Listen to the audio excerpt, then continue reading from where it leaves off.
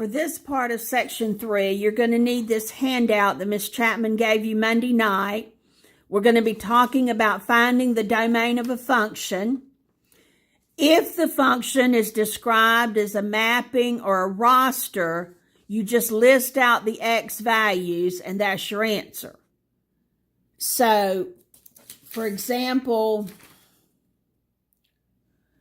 in problem number 23, no, that one wasn't a function.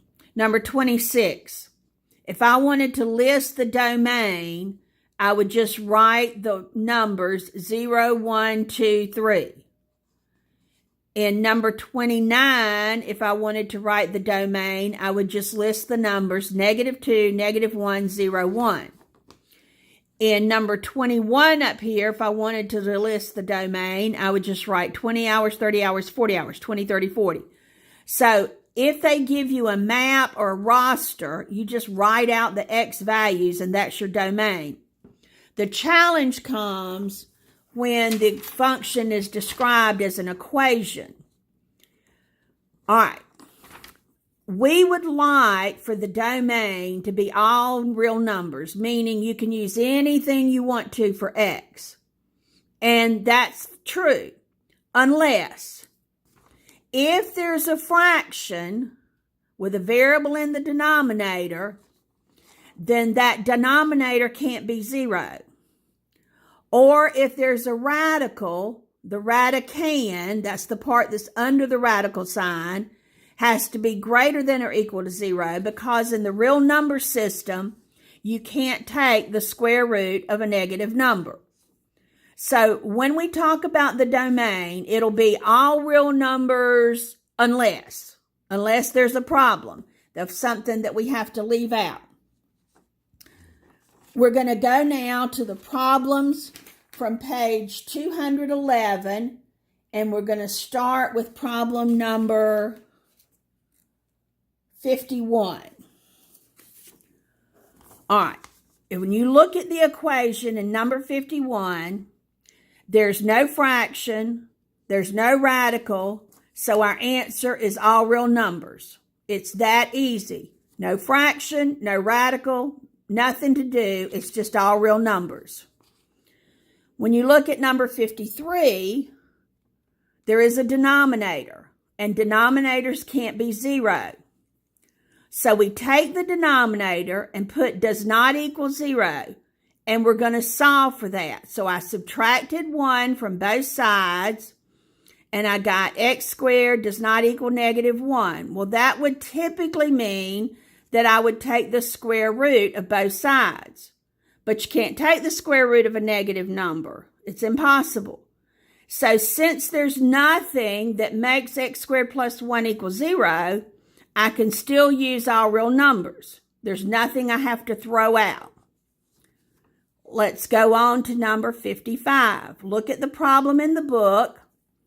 You'll see there is a denominator, and denominators can't be 0. So I took the denominator, put does not equal 0.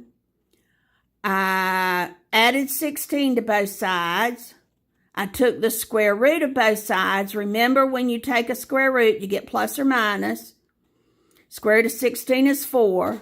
So x can't be 4 and x can't be -4. So one way to write that is the set of x such that. This vertical line means such that. X is not 4. X is not -4. So those are my two possibilities that would make the denominator 0. So those are the two things that I cannot let x equal. Moving on to number 59. It has a radical in the, it has a radical. And radicands can't be negative. Well, if they can't be negative, that means they have to be positive or 0. So not negative means either 0 or positive. So that's why I put greater than or equal to 0. That will prevent us from trying to take the square root of a negative number. So what was under the radical was 3x minus 12. I put greater than or equal to 0. And now I'm just going to solve this for x. So I added 12 to both sides.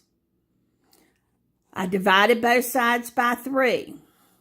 So this is what x can be. In the denominators, it's what x cannot be. In the radicals, it's what x can be.